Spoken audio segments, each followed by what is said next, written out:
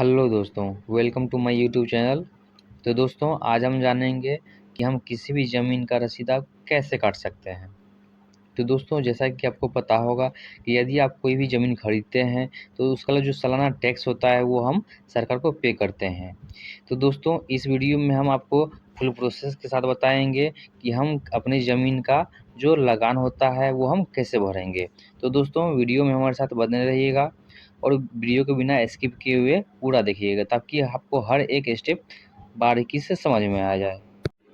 तो दोस्तों, इसके लिए हम कोई भी ब्राउज़र ओपन कर लेंगे और यहाँ पे सर्च करेंगे बिहार भूमि।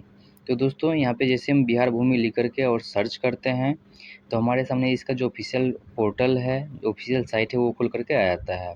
तो हम यहाँ पे बिहार भूमि वाले ऑप्शन पे क्लिक कर देते हैं। तो यहाँ पे क्लिक करने के बाद आपके सामने जो इसका ऑफिशियल डैशबोर्ड होता है वो आपको देखने को मिल जाता है। यहाँ से आप ज़मीन से जुड़े हुए काफ़ी कार्यों को कर सकते हैं। तो दोस्तों, अभी हम चलते हैं जो भूमि का टैक्स होता है वो भरने के लिए, जो रसीद काटने के लिए। तो यहाँ पे आपको भू लगान का ऑप्शन दिख जाता है। तो दोस्तों, हमें इस भू लगान वाले ऑप्शन पे क्लिक कर देना है। तो दोस्तों, चलिए हम इस पर क्लिक कर देते हैं। अब यहाँ पे आपको 2 ऑप्शन देखने को मिल जाता है। पहला है लंबित भुगतान और दूसरा है ऑनलाइन भुगतान करें। तो दोस्तों, हमें ऑनलाइन भुगतान करे वाले ऑप्शन पे क्लिक कर देना है। तो चलिए हम इस पे क्लिक कर देते हैं। अब आप यहाँ लॉगिन वाले पेज पे आ जाते हैं। यदि आप इस वेबसाइट पे पहली बार आते हैं तो आपको सबसे पहले अपना रजिस्ट्रेशन करना होता है। रजिस्ट्रेशन का जो प्रोसेस है काफ़ी आसान है। इसके लिए सबसे पहले आपको रजिस्ट्रेशन वाले बटन पे क्लिक कर देना है। जैसे ही इस पे क्लिक करते हैं तो आपके सामने कुछ डिटेल मांगा जा रहा है। तो आपको सभी डिटेल को बारीकी से फिल कर देना है।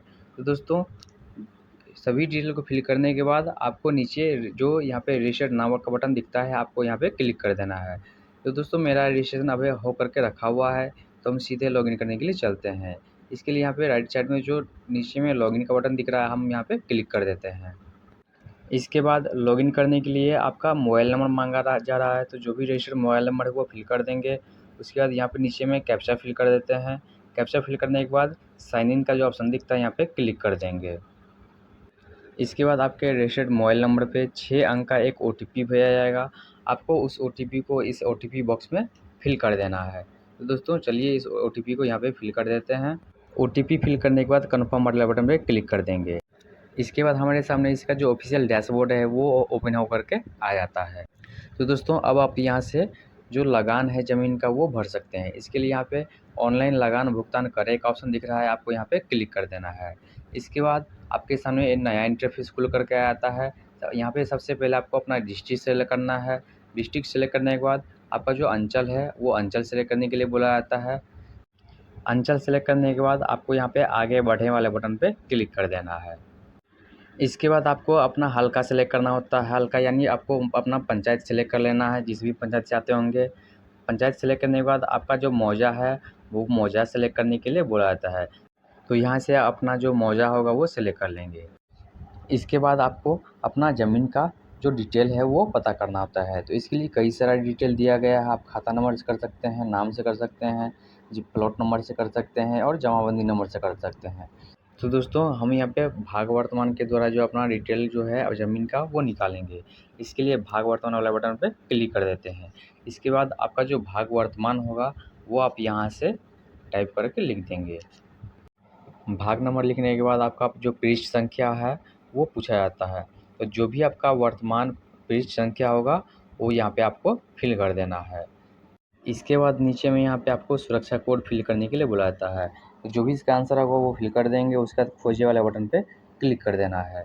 इसके बाद आपके सामने जो उस ज़मीन का डिटेल है वो खुल करके आ जाता है। आप यहाँ से उसका नाम चेक कर सकते हैं, अपना खाता नंबर चेक करेंगे, भाग वर्तमान चेक करेंगे, फिर पृष्ठ संख्या चेक कर लेंगे और जमाबंदी चेक कर लेंगे। सभी चीज़ चेक करने के बाद यदि आपको लगता है कि हम सही डिटेल फिल किए हैं तो इसके बाद देखे वाले ऑप्शन पे क्लिक कर देना है। इसके बाद इस ज़मीन का जो टोटल डिटेल है वो सभी डिटेल हमारे सामने खुल करके आ जाता है।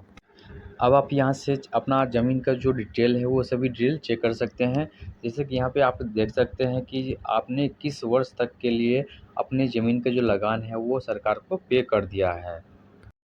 इसके बाद आपका जो पिछला लगान का जो विवरण है वो विवरण आपको देखने को मिल जाता है। इसके बाद इसको स्क्रॉल करेंगे और यहाँ पे आप देख सकते हैं कि यह जो आपका ज़मीन है, वो ज़मीन के अनुसार आपका जो लगान है वो आपको यहाँ पे देखने को मिल जाता है। आप यहाँ पे देख सकते हैं कि आपका जो लगान है वो किस वर्ष से किस वर्ष तक के लिए आपका बकाया है। इसके बाद हम इसको स्क्रॉल कर देते हैं और यहाँ पे आपको देखने को मिल जाता है कि यहाँ पे आपसे रेमिटर का नाम पूछा जाता है। यहाँ पे आपको ध्यान देना है कि रेमिटर का नाम में जिसके नाम से ज़मीन है उसी का नाम यहाँ पे आपको लिखना होता है। इसके बाद आपका मोबाइल नंबर मांगा जा रहा है, तो यहाँ पे आपको कोई भी चालू मोबाइल नंबर आप यहाँ पे डाल सकते हैं। इसके बाद आपको एड्रेस फिल करने के लिए बोला जाता है, तो जो भी आपका एड्रेस होगा वो एड्रेस यहाँ पे फिल कर देंगे।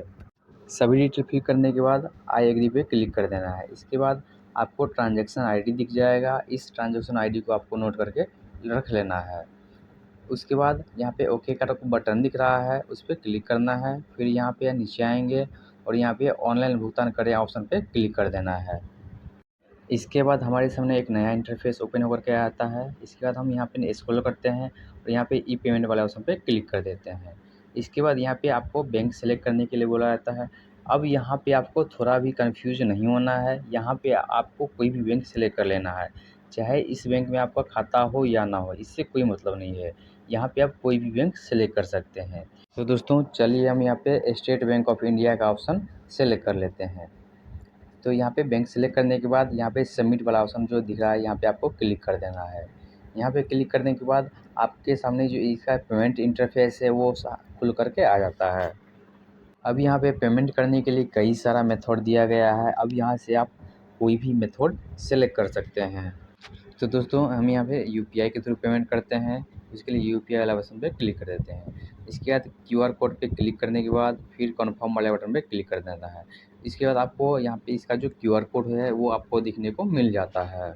तो दोस्तों आपको इस क्यूआर कोड को स्कैन करके पेमेंट कर देना है। तो चलिए हम यहाँ पे क्यूआर कोड को स्कैन करके पेमेंट कर देते हैं। पेमेंट होने के बाद आपको यहाँ पे ट्रांजैक्शन सक्सेस का मैसेज दिखने को मिल जाता है। फिर यहाँ पे आपको क्लिक हियर वाला बटन पे क्लिक कर देना है।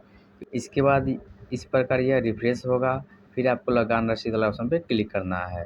उसके बाद आपका जो रसीद है वो देखने को मिल जाता है। अब इस रसीद को अपने कंप्यूटर में सेव करके रख लेना है या इसको प्रिंट करके अपने पास हार्ड कॉपी के रूप में रख लेना है।